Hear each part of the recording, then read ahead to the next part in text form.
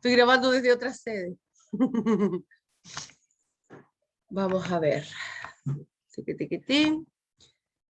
Tucu-tucu-tú. Taca-taca-ta. Tiqui-tiqui-tí, tiqui-tiqui-tí, tiqui-tiqui-tí. Ya, ahora sí. Les doy la más cordial bienvenida a todos los asistentes el día de hoy a la videoconferencia, a la clase de cuidados del niño. Vamos a revisar qué es lo que estábamos viendo en la clase anterior y cuáles eran las actividades que les quedaron pendientes. Vamos a contextualizar un poco la información que están recibiendo para que no están flotando por el aire, ¿vale? Esta semana, la clase pasada del día lunes, nosotros revisamos la temática asociada a diabetes tipo 1. ¿Me escuchan ahí? Sí, profe. Sí, profe. Gracias. Ahí ustedes tuvieron que hacer un cuadro comparativo, ¿verdad? Unas comparaciones en relación a la diabetes tipo 1 versus la diabetes tipo 2, ¿cierto?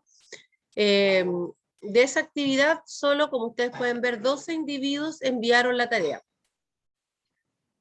Profe, a mí me arrojó error, pero pensé que no era necesario porque mi compañera lo había mandado. No, las entregas siempre son individuales, salvo que les dé la indicación contraria. Y siempre son individuales porque lo que importa es que quede el registro en el aula de que usted efectivamente realizó la actividad. Si su compañera lo sube y usted no lo sube, la compañera lo hizo y usted no lo hizo.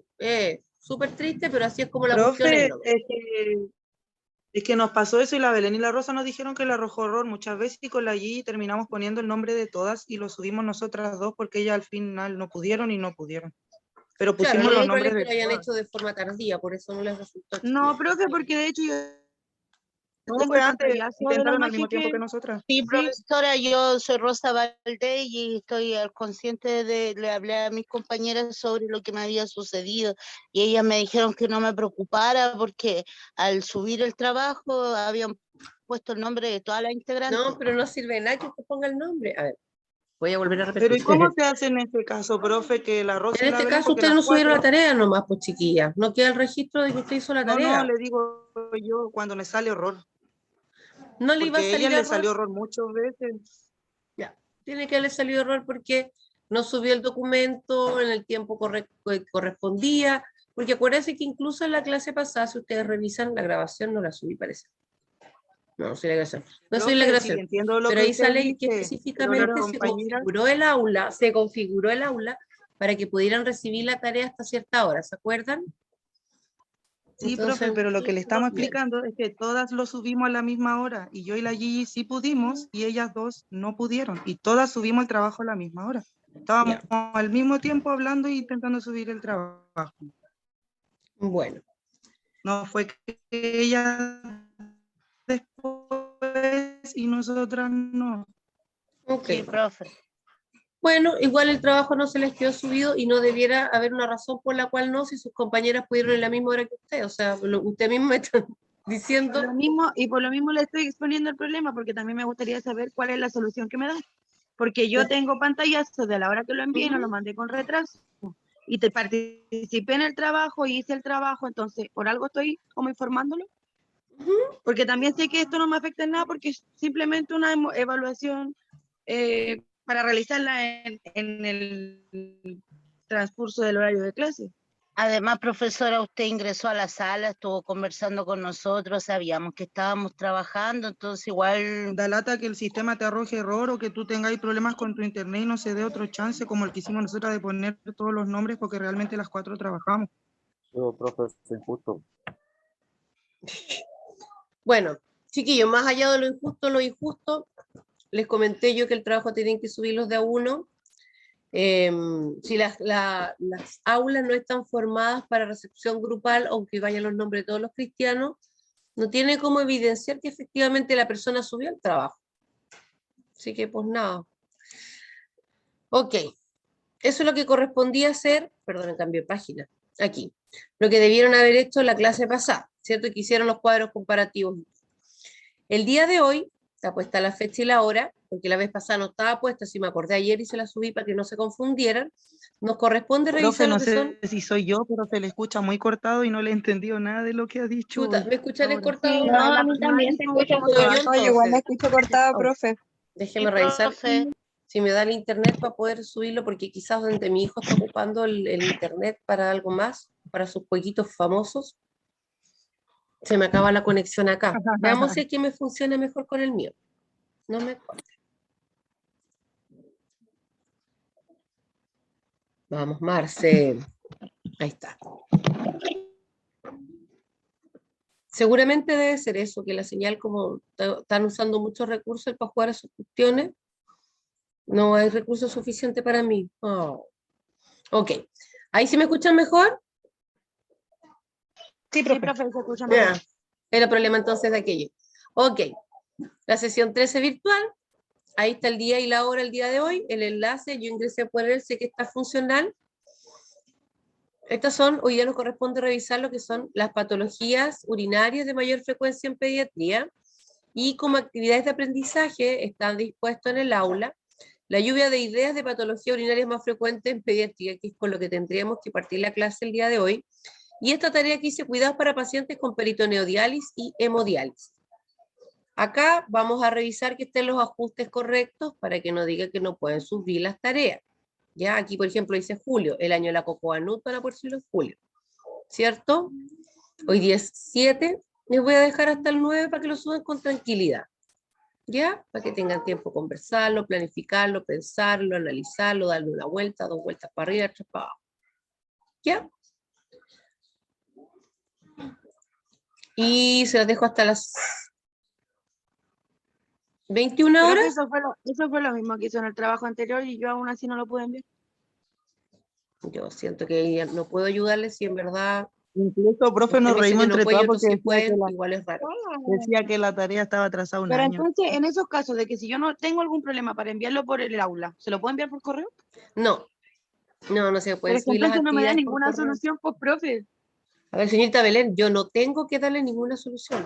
Es Yo que les claramente di las porque es un problema del indicaciones. aula, o sea, yo no lo mandé tardío el trabajo. La Rosa tampoco, estábamos las 4 conectadas porque me acuerdo que yo no tenía computador y la Vale estaba con su hijo enfermito y la Gili se ofreció a hacerlo. Estábamos las 4 trabajando. O sea, no es una cosa de que yo lo envié tardío o lo envié después de la hora. Entonces igual Profe, tiene que estar como ponerse en el caso del otro o decirme si hay alguna solución en caso de que el aula me vuelva a arrojar error. Quizás no, pero yo igual me tengo que poner quizás parcial de la herida.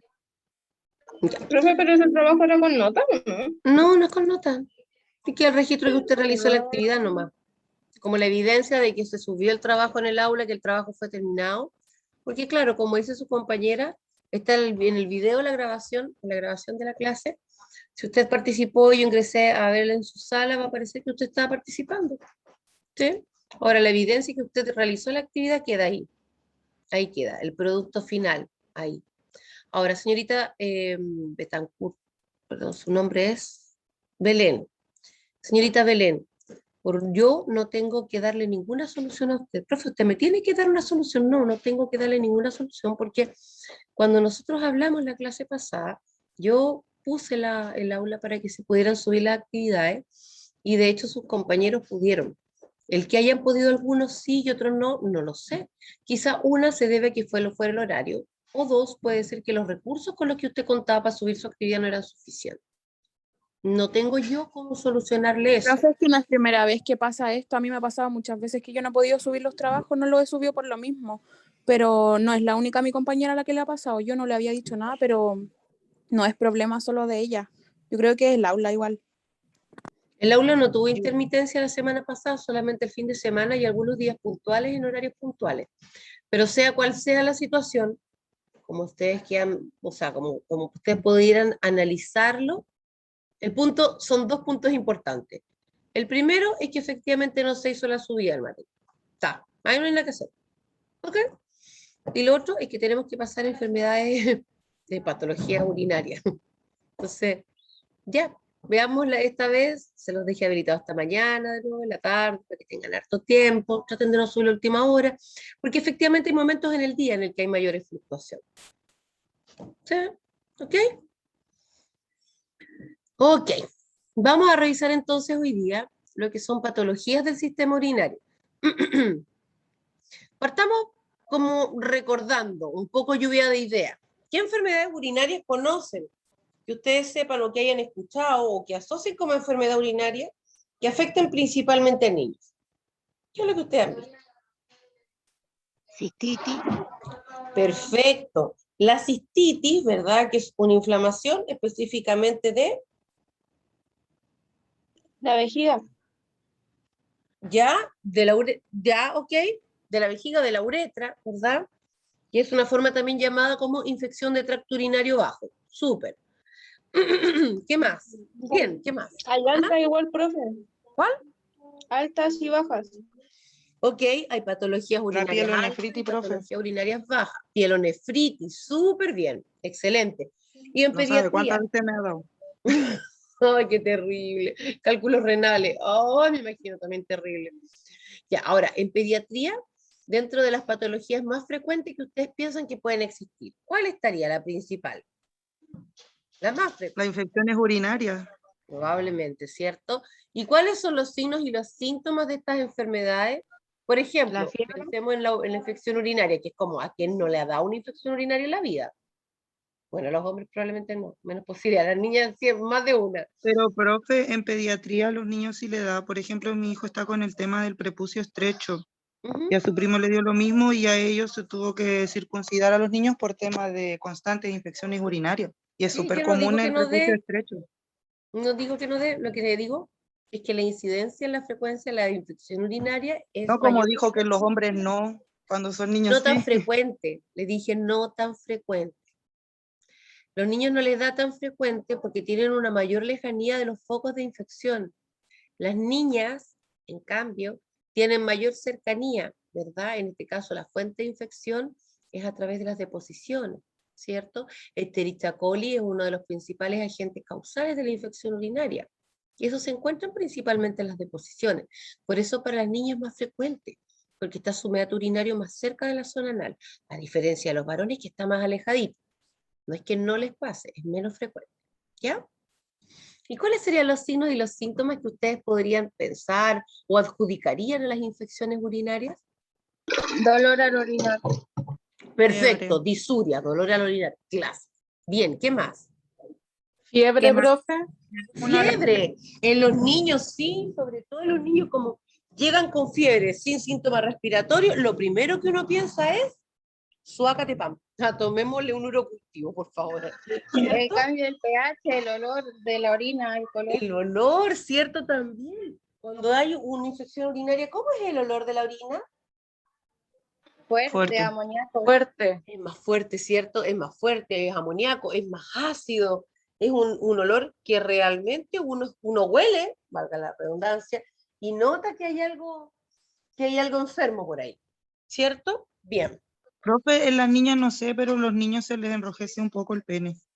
Sí, también, y en las niñas también, porque hay una inflamación de todo lo que son las paredes de las uretras, que es por donde va saliendo el pipí, y por eso duele cuando orina, se siente esa sensación de ardor, ¿verdad? Se produce la disuria. Y además, por esa razón también se han fijado que cuando una persona está con infección urinaria, como que a cada rato se sienta para hacer pipí, como que tuviera muchas ganas de hacer pipí, y le sale una Sí, profe. gotita. Ya. Y en verdad no hacen nada. Y no hace nada, tal cual. Y eso precisamente es también porque como está inflamado el conducto, se genera una sobreestimulación de la zona, lo que hace que el esfínter vaya contrayéndose y dilatándose. Y eso genera esa sensación de tenesmo vesical o deseos de orinar de forma más frecuente. Bien, están pero on fire con eso, ¿ah? El aprendizaje esperado de esta clase es reconocer cuáles son las principales patologías del sistema urinario en el caso del paciente pediátrico, a la vez de reconocer cuáles son los signos y los síntomas, porque evidentemente si uno entiende de qué se trata la enfermedad, es mucho más sencillo que pueda reconocer cuáles son los síntomas, ¿cierto? Si yo le digo, por ejemplo, a usted que se le inflamó la vía respiratoria baja, y que producto de la inflamación le aumentaron las expectoraciones, ¿cuáles cree usted que va a ser la sintomatología que va a tener? Va a presentar más tos, va a estar con más mucosidades, ¿verdad? En todas las enfermedades pasa lo mismo. En la medida que usted maneje la fisiopatología o maneje el cómo funciona la enfermedad, Va a poder entender todos los síntomas o la mayor cantidad de síntomas posible. Ay, perdón. El temario. Tenemos acá la infección urinaria o infección de tracto urinario alto y bajo, la insuficiencia renal aguda y crónica, la diferencia entre una hemodiálisis y la peritoneodiálisis, y finalmente también tenemos el síndrome nefrítico y el síndrome nefrótico. ¿Okay? Las patologías entonces que vamos a ver, la ITU alta y baja, insuficiencia renal aguda crónica, hemodiálisis, peritoneodiálisis, nefrítico y nefrótico. Ok. Un poco de reconocimiento del sistema urinario.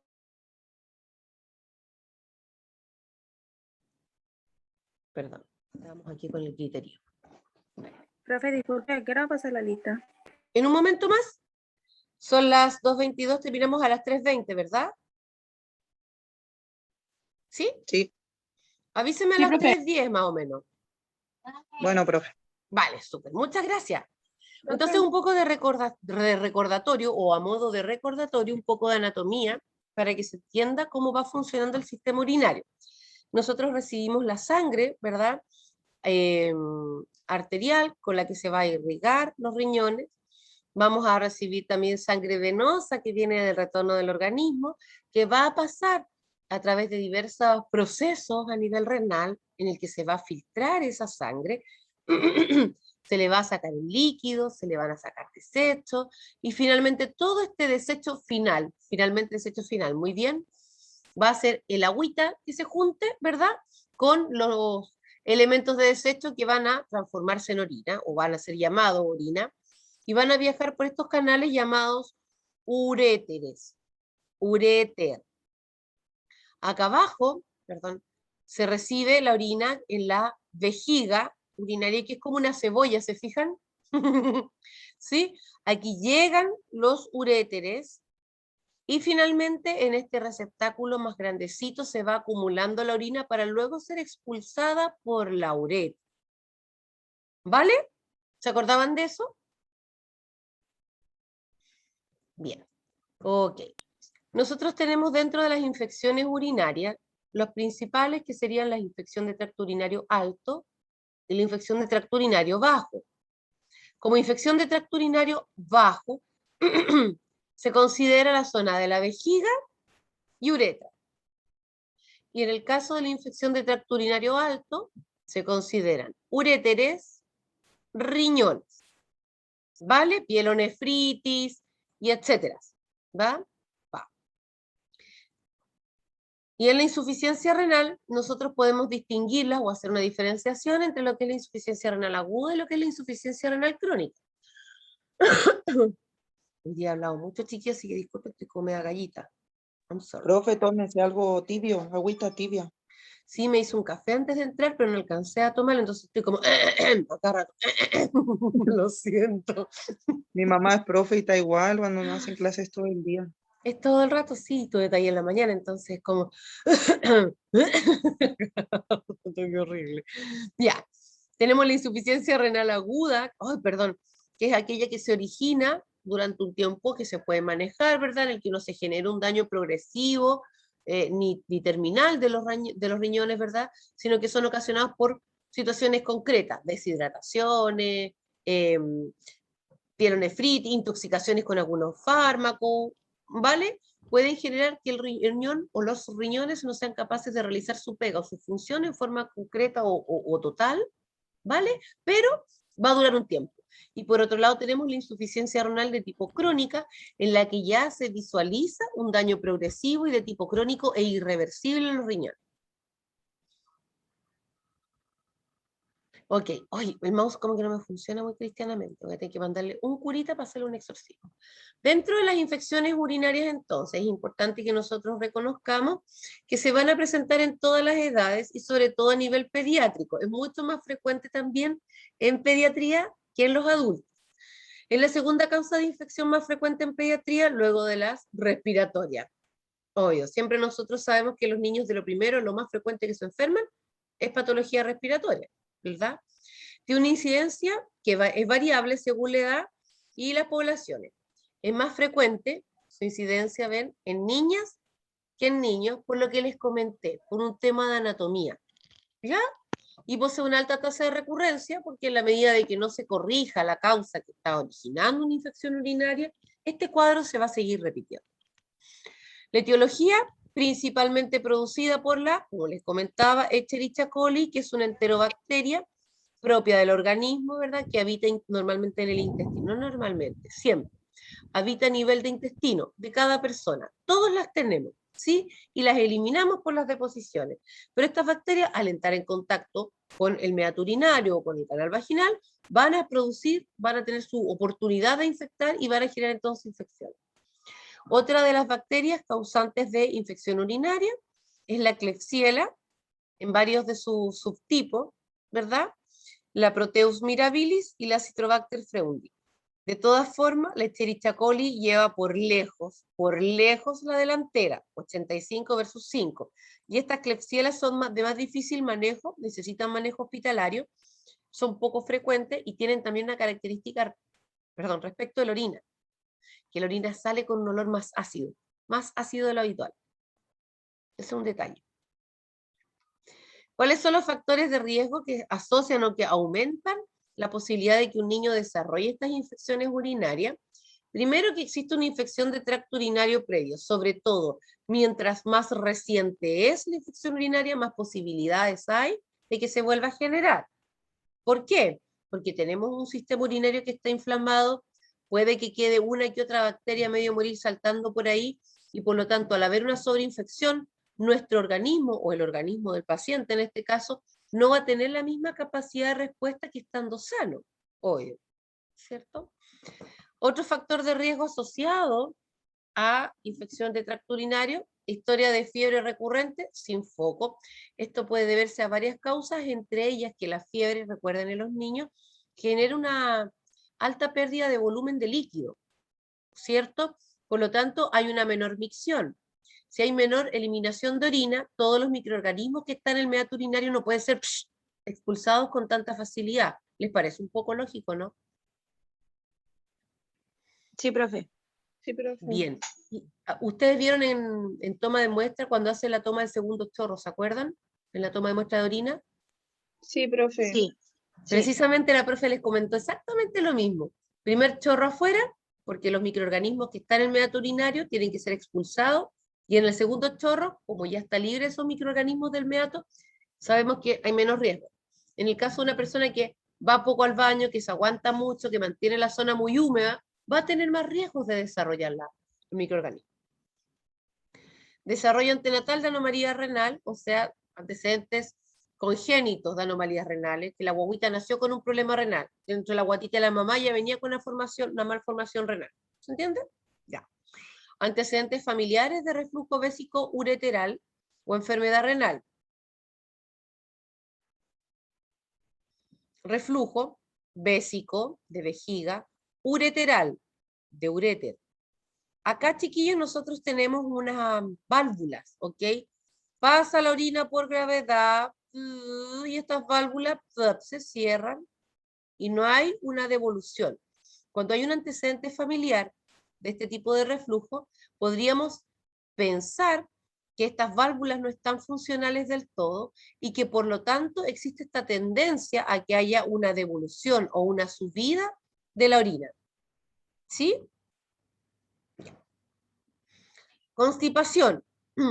Las personas que están estreñidas tienden a desarrollar más infecciones de tracto urinario. Disfunción miccional. En este caso, cuando los niños no son capaces de contener el pipí, ¿ya? Se considera disfunción y no una falta de control de esfínter, porque cuando ya pasas una cierta edad en que tu esfínter está maduro, uno esperaría que el niño sea capaz de contener la orina y liberarla, ¿verdad? Cuando esto no sucede y hay una disfunción, en este caso del esfínter, la orina se suelta, se hace pipí, ¿ya? En pocas palabras, como se hace pipí o está botando de gotita, la zona se mantiene húmeda.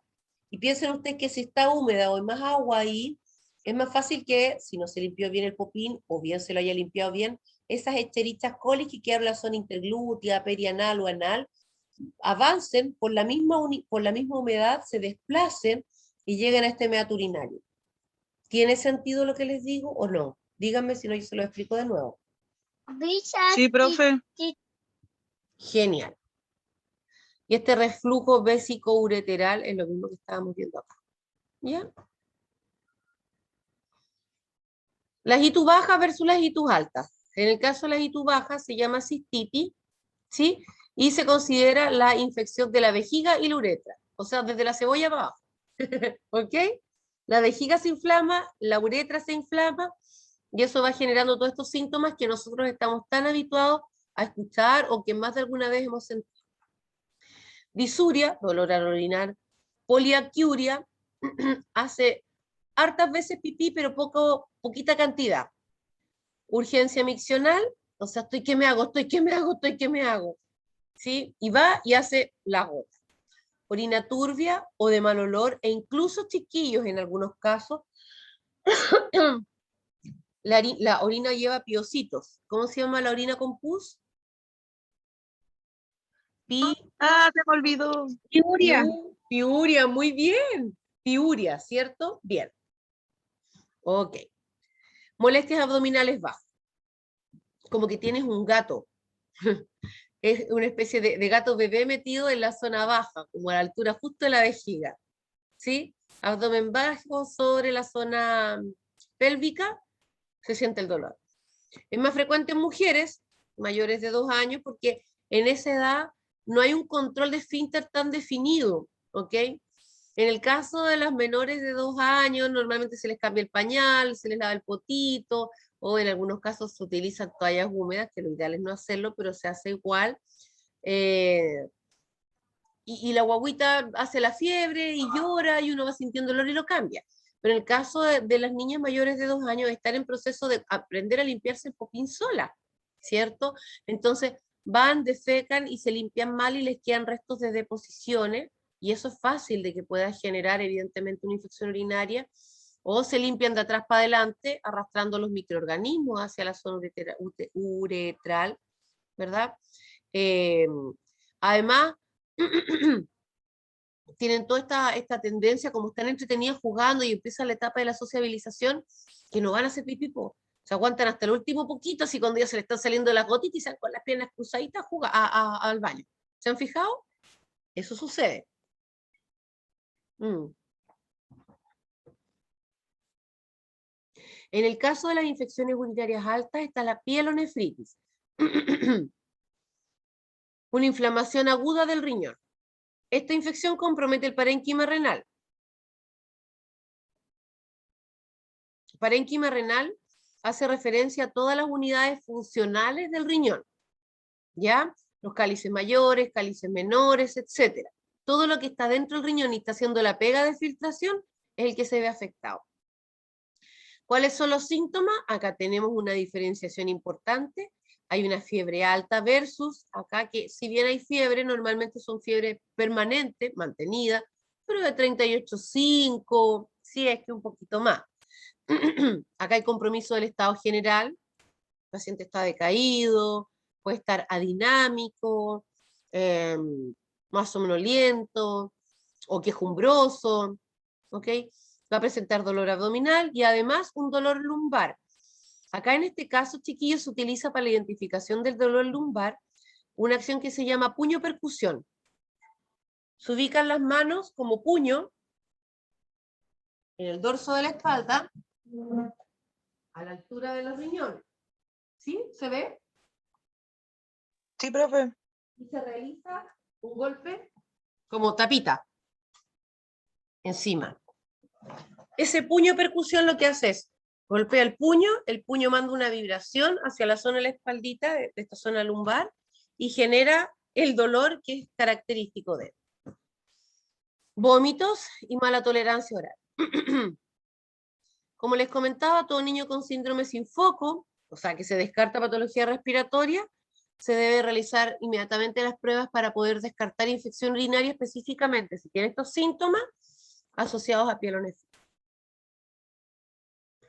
La clínica, o lo que uno podría evaluar o verificar, a eso se refiere con la clínica. ya lo que uno observa. ¡Oh, qué atroz! En el caso del recién nacido, evidentemente los síntomas van a ser inespecíficos porque hay 1.000.000 de procesos por los que está pasando el recién nacido y no necesariamente un síntoma uno podría atribuirlo a este cuadro específicamente.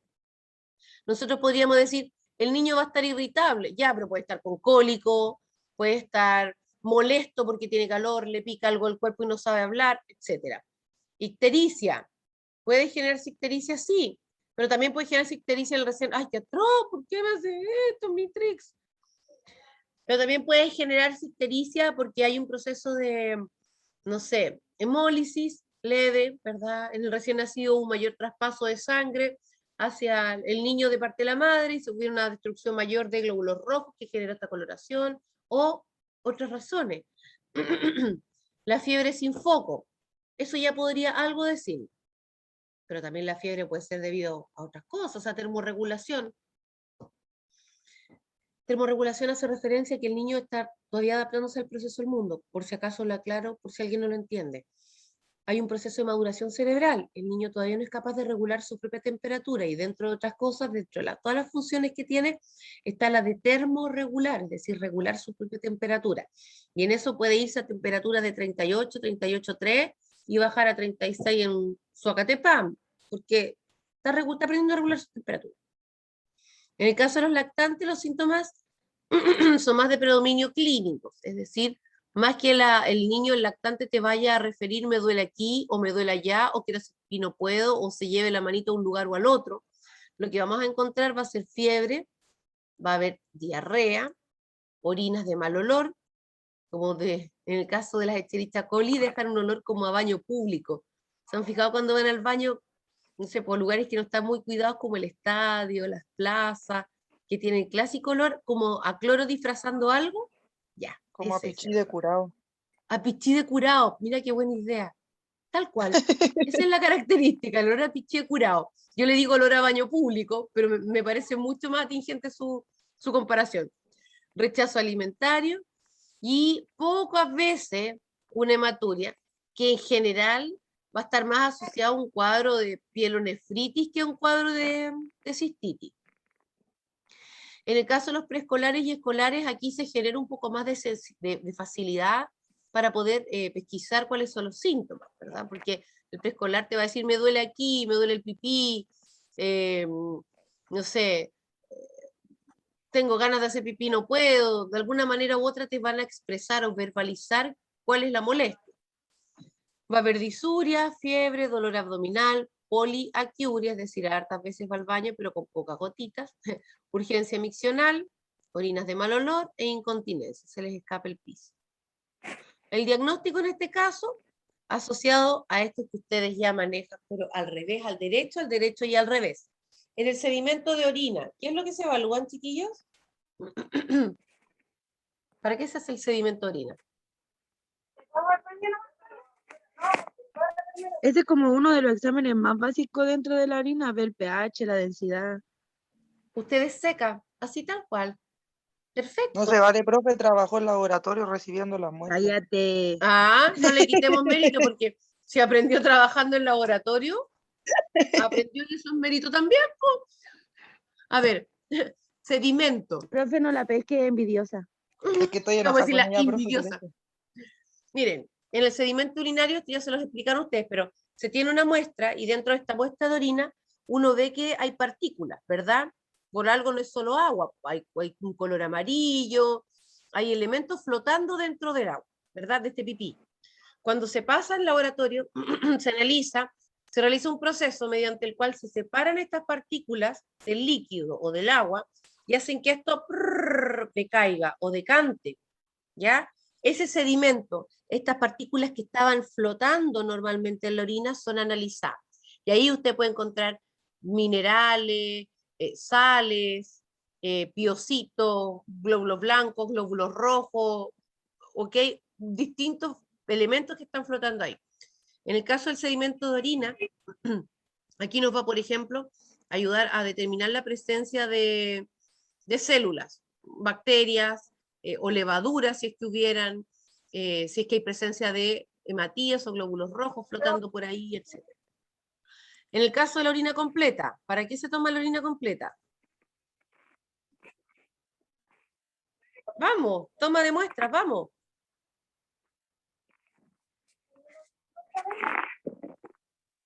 ¿Qué mide la orina completa? ¿Detectar proteínas en la sangre? ¿En la orina? ¿Ya? La orina Bien. completa mide de todo, profe. ¿Detectar proteínas en la sangre?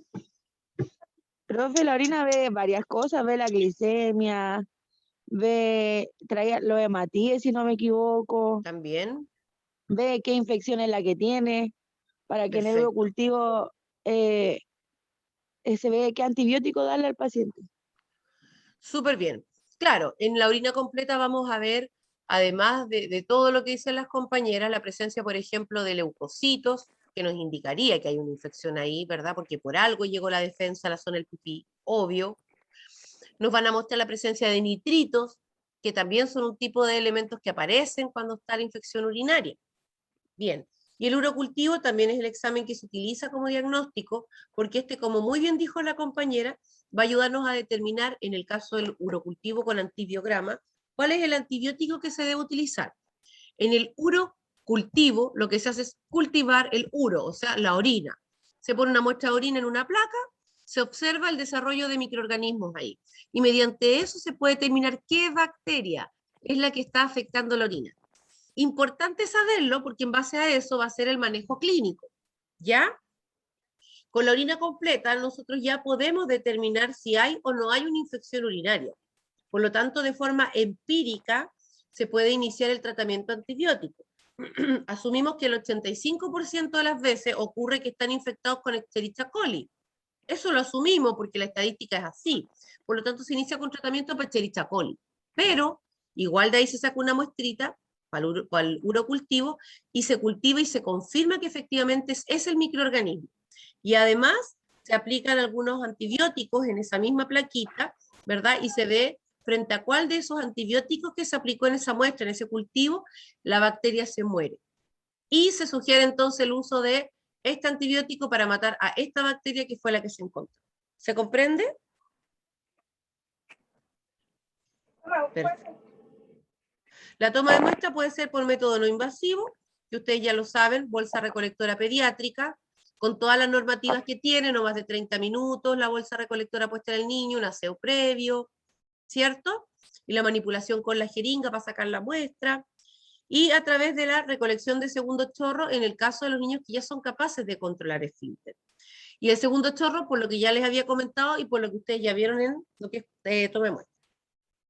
Y en el caso de los métodos invasivos, se puede hacer un sondeo transuretral, es decir, se mete una sonda Nelaton, una sonda transitoria, ¿verdad? Se saca una muestra de orina y esa muestra se envía, o puede realizarse también mediante punción vesical, es decir, se entierra una aguja en la zona del abdomen bajo, ¿verdad? A la altura de la vejiga, se trata de que se le dé abundante líquido, ¿verdad? Se realiza la introducción de la aguja por fuera, se pincha la piel, las capas, qué sé yo, hasta que llega a vejiga, y de ahí se saca una muestra. El tratamiento antibiótico, el antibiótico que determina el médico, ¿verdad? Y que normalmente son los ciprofloxacino, como primera opción, amoxicilina, y también tienen utilizados como primera acción la nitrofurantoína, primera acción no, la segunda línea cuando son más resistentes, la nitrofurantoína. Indicación médica. La administración puede ser vía oral o endovenosa y el tratamiento tiene una duración de 7 a 10 días. Después de esos 7 a 10 días debemos tomar un examen de control. ¿Cuánto tiempo tiene que pasar para que uno tome un examen? ¿Cuánto tiempo tiene que dejar de tomar antibióticos para que tome el examen de orina? ¿Una semana, profe? 7 días. 7 días, muy bien. O sea, terminamos el tratamiento, pasaron 7 días y recién voy a tomarme la muestra de orina de control, porque si no va a salir un falso negativo. Podemos no estar seguros de que efectivamente existan o no ahí los microorganismos. ¿Cuáles son los cuidados asociados a este cuadro? Educar a los padres principalmente y a los niños también, pero a los padres porque son los cuidadores responsables del menor. La higiene, ¿Cómo se tiene que limpiar cuando hace cacuca? Para atrás, no para adelante. Aumentar consumo de líquido. Mientras menos líquido haya, mayor riesgo de estreñimiento, mayor riesgo de infección urinaria. También hay menor micción, por lo tanto hay menos posibilidad de arrastre de microorganismos mediante la orina. Aconsejar vaciamiento vesical cada 3 a 4 horas, sobre todo cuando estamos en el entrenamiento para el retiro de pañales. Aconsejar no retener la orina. Por favor, si quiere hacer pipí, vaya. La niñita que empieza a cruzar las piernas, ¿verdad? Y como a bailar de un lado para otro mientras está jugando, está claro que está reteniendo orina. Entonces fomentemos que vaya a hacer pipí. Está entretenida, vaya rapidito y volvemos. Usar ropa interior de algodón. ¿Por qué? Toda la ropa con nylon o con otros elementos primero puede generar reacciones alérgicas y lo otro es que mantiene la humedad, po. Y nosotros no queremos mantener la humedad. ¿Ya? En el caso del manejo hospitalario, básicamente está asociado al manejo de la patología, la sintomatología y a la resolución del cuadro clínico. ¿Sí? Manejar la hidratación, manejar la fiebre. Mientras tengamos fiebre, vamos a seguir perdiendo líquido. Por lo tanto, hay que manejarlo de forma paralela. Manejo de la alimentación, porque recuerden que había un rechazo alimentario también. Manejo del dolor, la vía venosa periférica en el caso de que tenga vía para administrarle líquidos y los medicamentos. El manejo de la antibioterapia o dar el tratamiento antibiótico, ya sea vía oral o endovenoso. Y el manejo de eliminación urinaria y digestiva. Hasta aquí. ¿Quedan dudas en relación a infección urinaria? No, profe. ¿Seguro las mandirolas? Ya. Ok. La insuficiencia renal, como les había comentado, es otro tema. Vamos a pasar de infección urinaria a insuficiencia renal. Habíamos visto que la insuficiencia renal podía ser aguda o podía ser crónica. Nosotros entendemos el concepto de insuficiencia renal como un deterioro o una incapacidad que tiene el riñón para poder realizar la función que debe realizar, para lo que está hecho. ¿Sí? Hay un deterioro de la función renal para cumplir su función. ¿Cuáles son las funciones que tienen los riñones? Mantenemos el equilibrio de agua y de minerales, porque cuando ingresa la sangre para ser limpiada, hay una porción de líquido que se saca de ahí, que es como el excedente, ¿verdad? Y hay una porción de sales, cloro, sodio, potasio, proteínas incluso, ¿verdad? Que de alguna manera u otra van a ir regulando la bulimia o el líquido dentro de nuestros vasos sanguíneos posteriormente. La filtración y eliminación de desechos tóxicos o desechos del organismo. La regulación de la presión arterial mediante la bulimia y mediante también, recuerden que sobre las glándulas, sobre los riñones están las glándulas suprarrenales, que tienen que ver con la producción de aldosterona, de hormona antidiurética, etc. Y la secreción de ciertas hormonas. Ay. La presentación de la insuficiencia renal, como les comentaba, es que pueden ser agudas, es decir, vino y se fue, aparece en un momento, dura un tiempo, se maneja y se resuelve el problema, o puede ser también de tipo crónica. Aquí las insuficiencias renal crónicas, como les había comentado, son irreversibles. Van de a poquitito avanzando, un deterioro que no mejora, hasta que finalmente deja de cumplir ciertas funciones. Y esto va alargándose durante el tiempo y cada vez tiene menos funcionalidad del riñón. ¿Ya? Impide el mantenimiento de la homeostasis orgánica y se traduce en cuadro clínico multisistémico porque los riñones trabajan a función, o sea, la función que realizan los riñones sirve o ayuda a todo el organismo, ¿cierto? Si los riñones no filtran, por ejemplo, los desechos tóxicos, la persona queda tóxica, ¿cierto? Comienza a acumularse en la sangre estos desechos y comienzan a hacer fallar otros órganos. Lo mismo pasa con el líquido. Si no hay un filtrado de líquido, no hay una eliminación de orina, el líquido queda dando vuelta dentro del cuerpo, comienza a aumentar la presión arterial y eso va a ir dañando también otros órganos. Según el compromiso de la función renal, podemos clasificar 4 etapas de insuficiencia renal crónica. Etapa 1, 2, 3, 4, siendo esta última una etapa terminal. Cada una de estas etapas está caracterizada por varias características, entre esas el nivel o la capacidad de filtrado que tiene el riñón. ¿ya? Eso se va determinando mediante exámenes de sangre y exámenes de orina. Exámenes de sangre tales como función renal, que ustedes lo vieron en toma de muestra, ¿cierto? ¿Se acuerdan? Creatinina, ácido úrico, nitrógeno ureico. ¿Se acuerdan o no? Sí, profe. O sea, pero parece que todavía no lo pasa. ¿La sangre no la han pasado todavía? Es que tomamos punción venosa, pero no entró así como en mayor detalle. Ah, ¿no hicieron los exámenes de sangre? Porque antes de hacer los talleres tienen que tener Y la profe, clase. ¿Ah? pero nunca ¿Lo vimos eso hematológico, tan profe? profundo. Exámenes de sangre, exámenes hematológicos, los de creatinina, Hemoglobina. Solamente lo explicó, pero no entró tanto en profundidad. Solamente lo que más profundizó fueron los colores de los tubos. ¿Y cómo Ya. sacar la sangre con qué dispositivo? Ok, en el caso Profe, es de... que no todos tenemos la misma profe, parece, porque la profe de nosotras nos dijo qué tipo de examen iba en cada tubo, todo eso. Ah, A y nosotros usted también, les hace la profe Ana Bodenman. Pero no habló de la sangre en sí, po. No habló de la sangre, solo no, los pues de la tubos y sangre los no. exámenes. ¿Quién más Profe, les hace póngame la en clase? compartir. Pero no hace la a profe Verónica Bun. Ah, A ya. nosotros, Olga. La Olguita. Ah, perfecto. Ya. En todo caso, como a grandes rasgos para que ustedes sepan, cuando existe estas insuficiencias renales se va llevando un monitoreo. Se monitorea hemoglobina, función renal. Dentro de la función renal está la creatinina, nitrógeno ureico, ácido úrico y otras más, pero esos son los tres principales. Además, se va midiendo a través de la orina, por ejemplo, una recolección de 24 horas.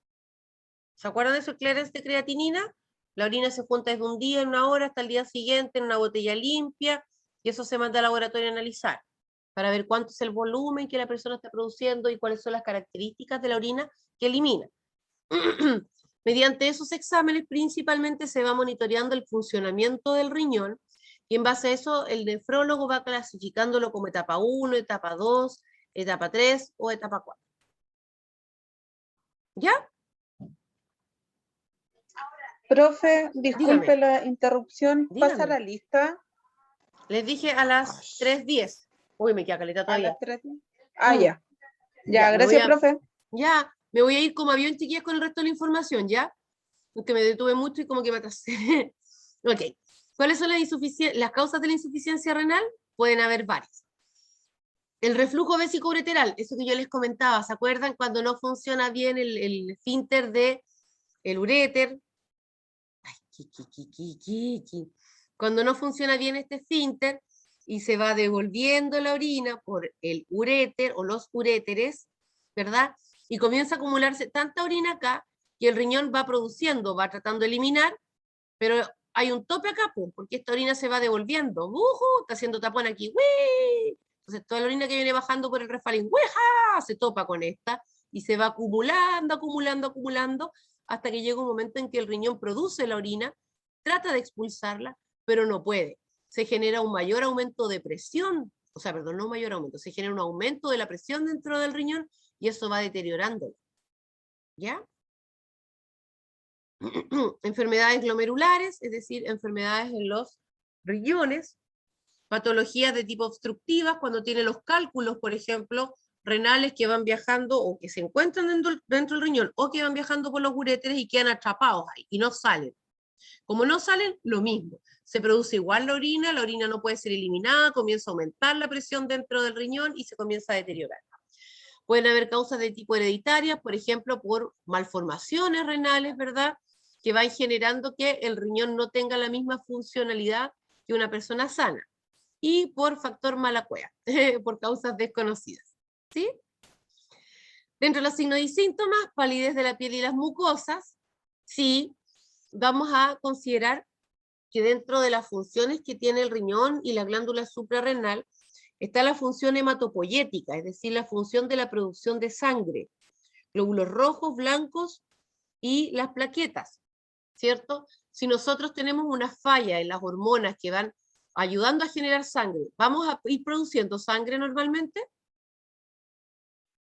Si las hormonas no nos acompañan y no están estimulando la producción.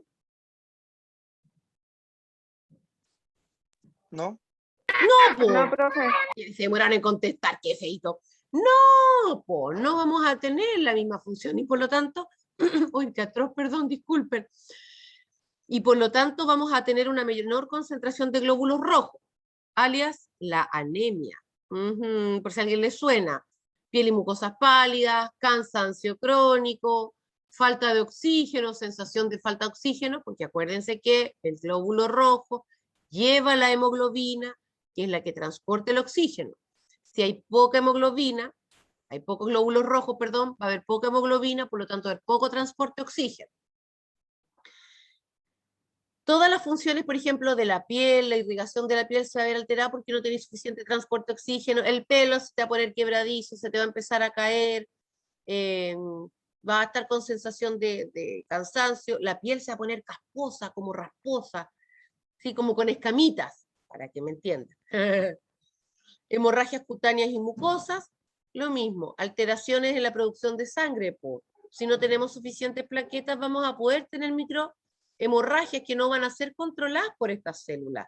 La plaqueta no va a llegar a ponerse como parche curita cuando hay una hemorragia, porque no vamos a tener suficientes. Hipertensión arterial, porque hay una disfunción a nivel renal para la eliminación de líquido, no tenemos buen manejo de volemia, hay mayor volumen dentro de los vasos sanguíneos, por lo tanto, cuando la sangre se eyecta del corazón, pues la sístole, va a haber más cantidad de sangre. ¿Sí? Detención del peso y la talla, misma razón. Edemas, porque tenemos además una alteración en la filtración, por ejemplo, de las proteínas, lo que va a llevar inevitablemente a que haya una salida parcial de líquidos de los vasos sanguíneos, ¿verdad? Y que se nos va a ir hacia las patitas principalmente. Bueno, dependiendo si es nefrítico o nefrótico, pero eso lo vamos a ver después. Temblor en manos, alteración de escritura, temblor de lengua y calambre. Irritabilidad e indiferencia. Tratamiento, en el caso de la insuficiencia renal aguda y la insuficiencia renal crónica. En el caso de la insuficiencia renal aguda, en algunos casos se puede requerir el uso de hemodiálisis. Cuando usted le pica la araña rincón, por ejemplo, ¿sí? Vamos, y no pudimos mantenerlo a tiempo y se empezó a poner sistémico, hay que hacer una filtración rápida de la sangre y que esa sangre no nos termine de dañar el riñón, se conecta a hemodiálisis. ¿Ya? Cuando tenemos un caso de, no sé, un cuadro de enfermedad aguda X, en el que se necesita la recuperación de la función renal, lo que se hace también es el tratamiento en base a diálisis para poder depurar, eliminar los elementos tóxicos de la sangre mientras el riñón restablece su funcionamiento. En cuanto a los tratamientos en general que existen, está la peritoneodiálisis, que puede ser de tipo ambulatoria, continua, o puede ser cíclica, peritoneal continua. ¿De qué va a depender lo uno o lo otro? De lo que indique el médico, nada más. ¿Sí? Pero, profe, ambas se pueden usar para varios tipos de patología y depende de lo que diga el médico. Hay algunas que son específicas, como dice usted, por ejemplo, el de la araña rincón, que sí o sí tiene que ser hemodiálisis. En el caso de la araña rincón se utiliza la hemodiálisis porque lo que necesitamos es depurar la sangre.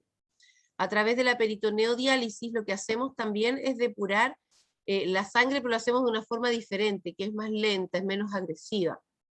¿Sí? Y cuando son cuadros agudos, nosotros queremos resolución rápida. Queremos mejorar a la persona, evitar que se siga contaminando, que esté tóxica, aliviar los riñones para evitar que se empeoren. Por lo tanto, por regla general se utiliza hemodiálisis. Trasplante renal para el crónico, para el agudo no, ¿cierto? Insuficiencia renal en etapa 4. ¿Sí? Y la peritoneodiálisis.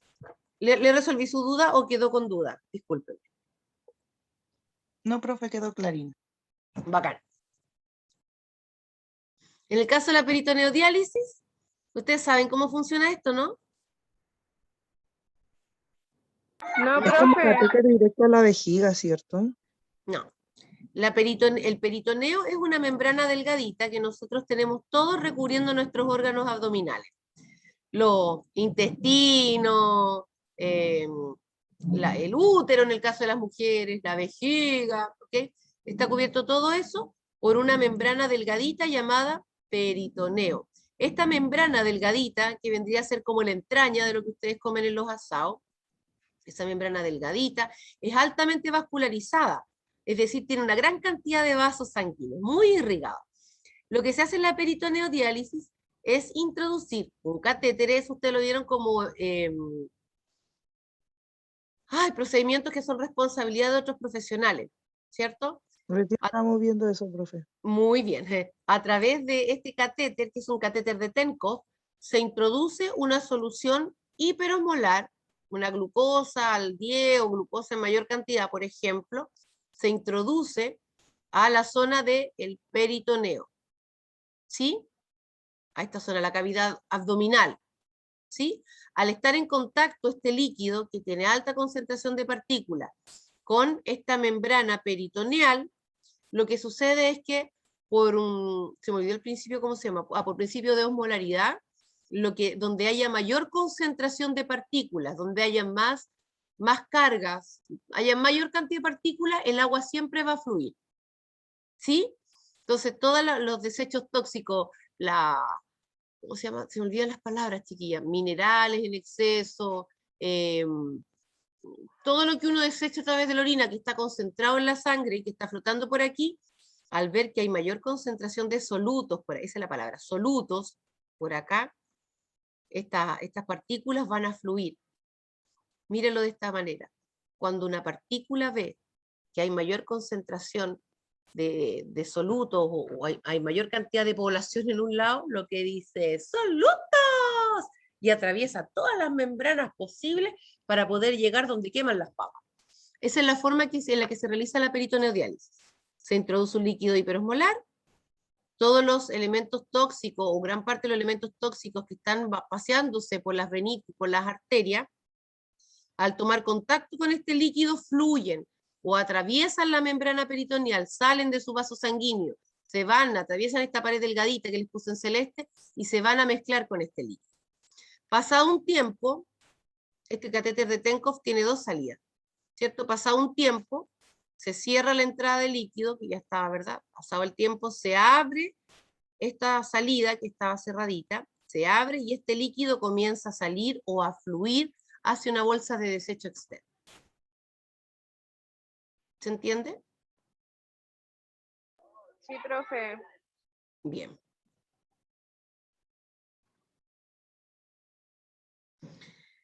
Mira, aquí hay un dibujo más claro que el mío. Ok, se introduce... Puede que dibujó todos los otros. Fue terrible mi dibujo, pero era la idea. Se Así mismo lo introduce... entendí. Pero lo bueno es que ya, bacán que lo hayan entendido, ¿cierto? Se introduce este líquido entonces en la cavidad peritoneal a través del catéter.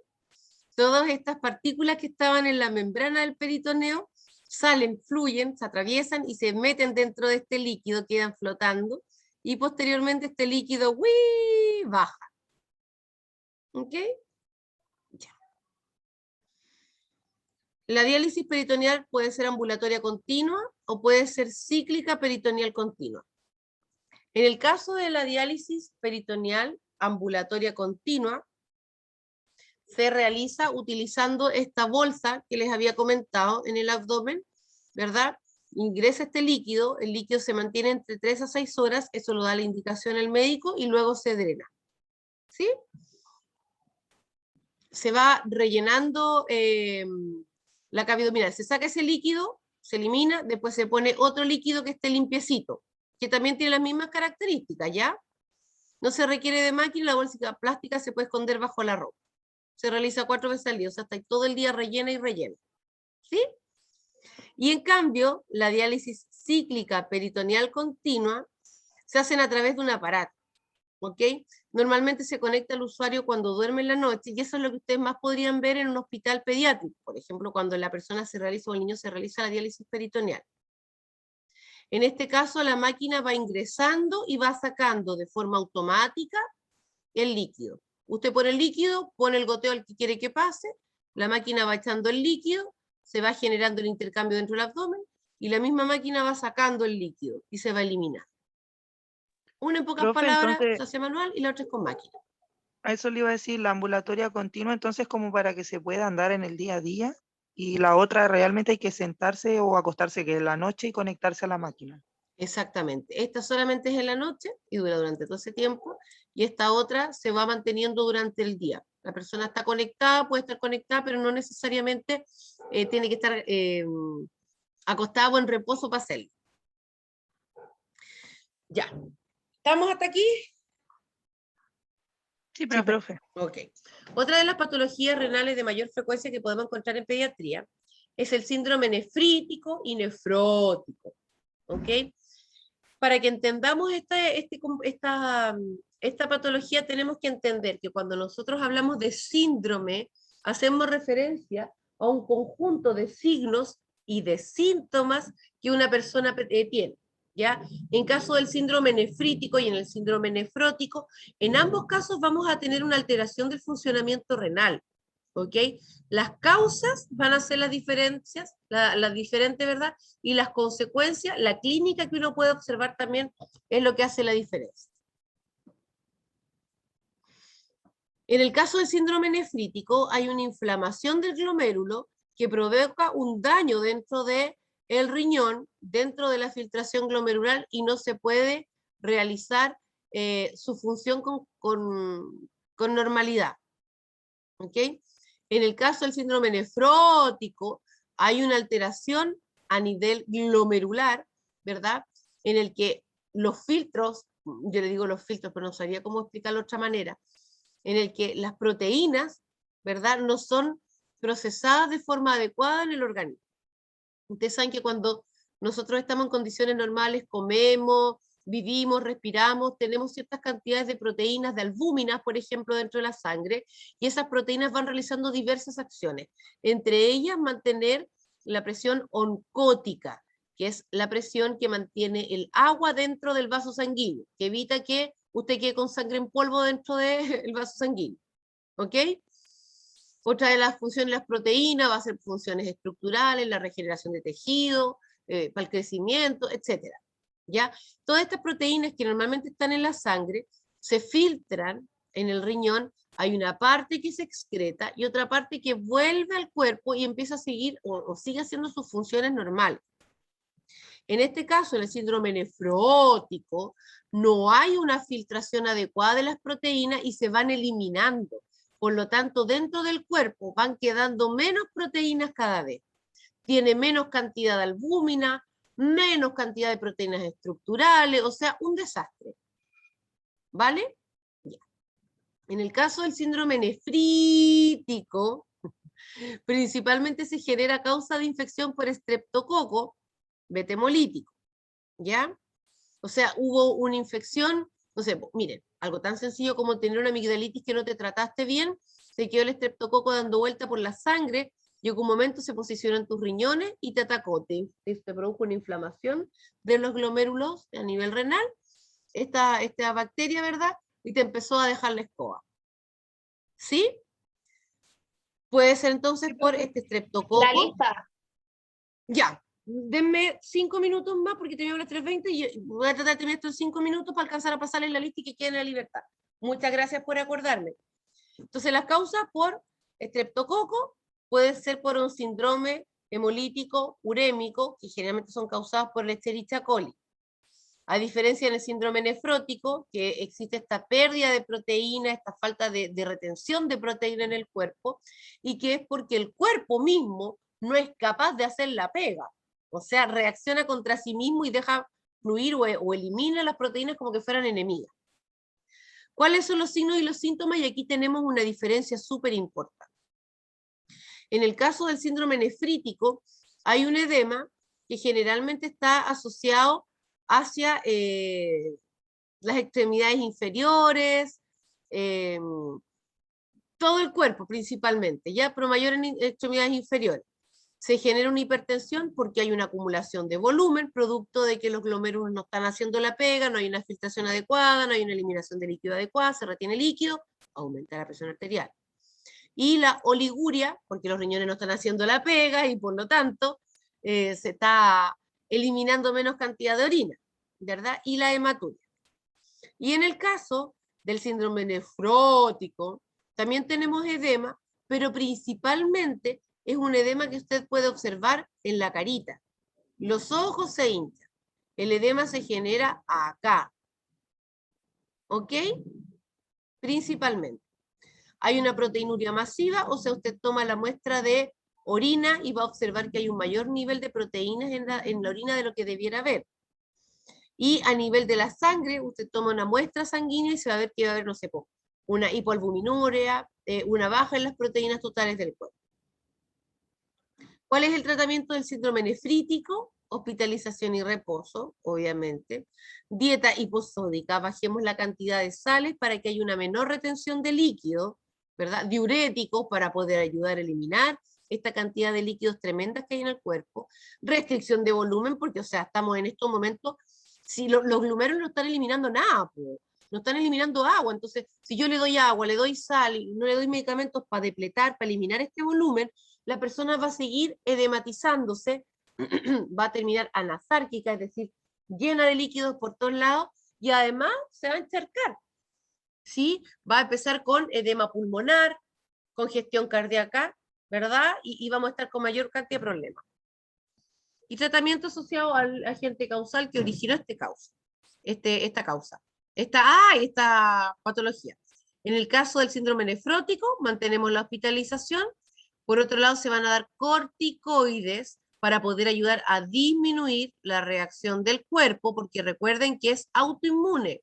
Si le damos el corticoides, el cuerpo, el medicamento le va a decir en este caso al riñón, tranquilízate, hermano, no reacciones tanto.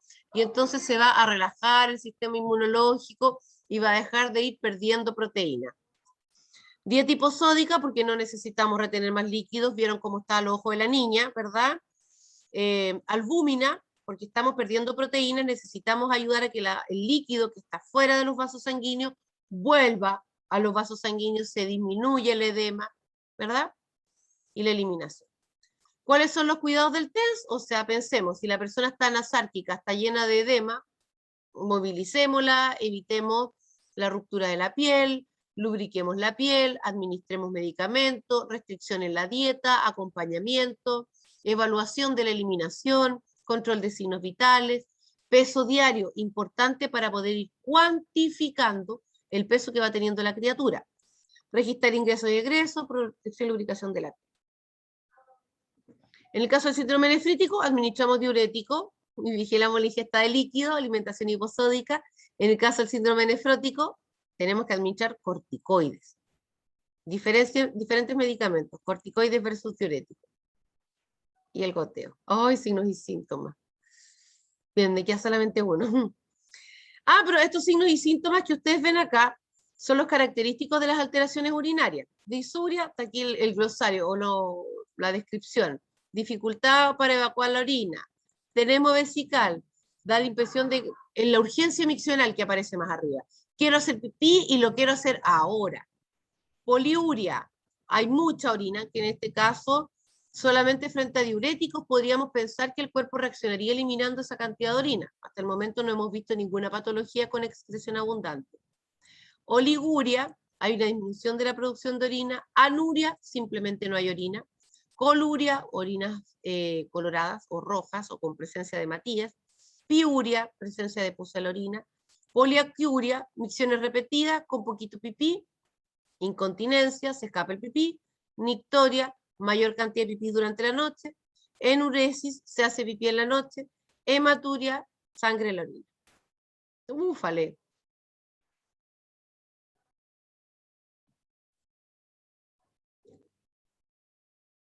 ¿Cómo vamos?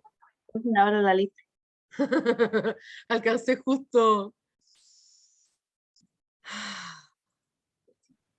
Ahora tiene 5 minutos para pasar la lista. Sí, aquí estoy cargando la página y se las voy a mostrar al tiro. Ok, ahí está. Voy a sacar mi cuaderno de la lista negra.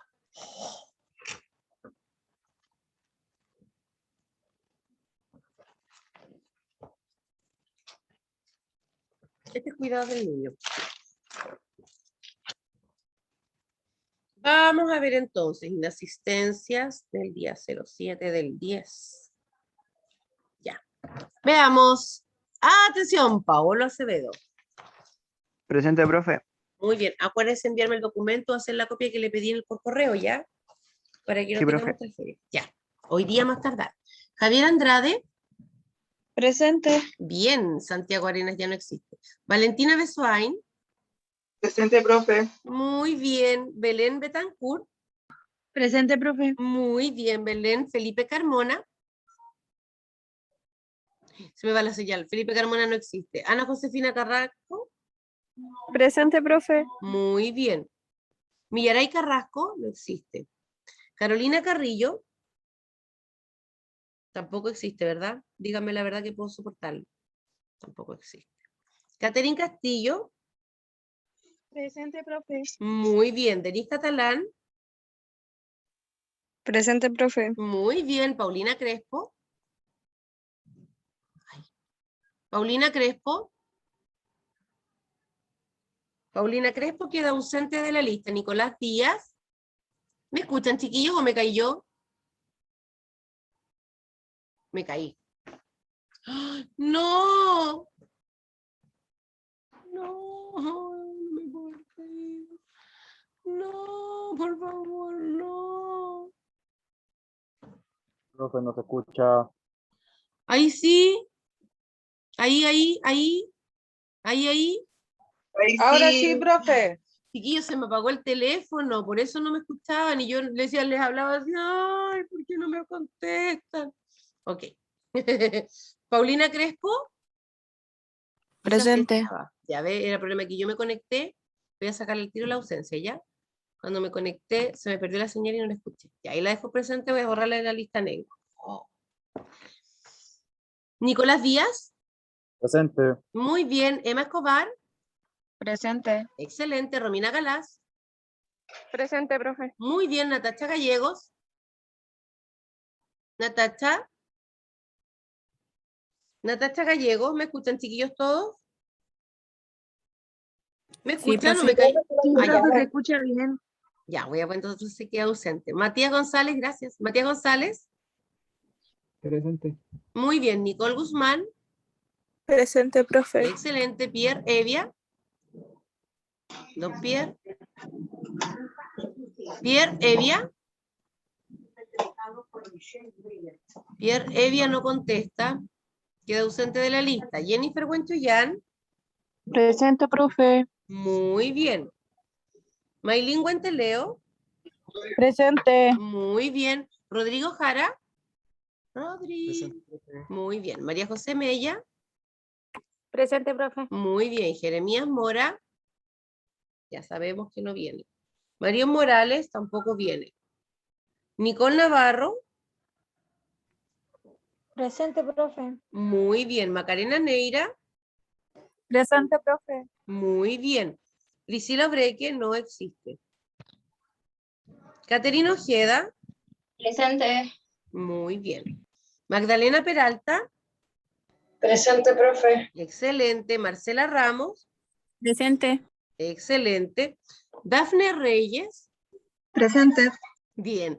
Francesca Rodríguez, perdón, ya le está cambiando. Presente. Muy bien. Paula Sánchez. Presente, profe. Bien. Daniela Sepúlveda. Presente, profe. Excelente. Marion Toro. Marion Toro. Presente, profe. Muy bien. Carmen Torrejón. Carmen Gloria. Carmen Gloria Torrejón. Ya. Pierre contestó por chat. Borramos a Pierre de la lista negra. Ya. Carmen Gloria Torrejón no está. Ok, queda ausente de la lista. Javiera Valdés. Presente, profe. Muy bien. Rosa Lisa. Presente, profe. Muy bien. Renata Vallejos. Presente, profe. Bien. Gillian Vigorú. Gillian. Presente, profe. Muy bien. ¿Y Tabita Villagrán? Profe, ya congeló. Verdad. Es la segunda vez que me dicen y siempre se me olvida, disculpen. Ahí pensé que se lo habían dicho a otro profe. No, me lo habían dicho a mí, en taller parece fue. Ya, quedan ausentes de la lista entonces, a ver si qué caso su nombre aparece para que quede atento. Santiago Arenas, Felipe Carmona, Millaray Carrasco, Carolina Carrillo, Natacha Gallegos, Jeremías Mora, Mario Morales, Priscila Obreque, Carmen Gloria Torrejón y Tabita Villagrán. ¿Sí? Ya, la lista se cierra en 3, en 2, en 1, se cerró. Ya, chiquillos, les deseo un bonito día, les pido disculpas por el minutito de atraso. Igual, Pero era profe, harto. Que les vaya bien. Acuérdense de hacer la actividad ya. Chao, Tienen profe. hasta mañana y sí. Chao, profe, que esté bien. Cuídense, Chao, éxito. profe, Váyanse por la gracias. sombrita. Que les vaya bien. Chao, profe. Chao, chao.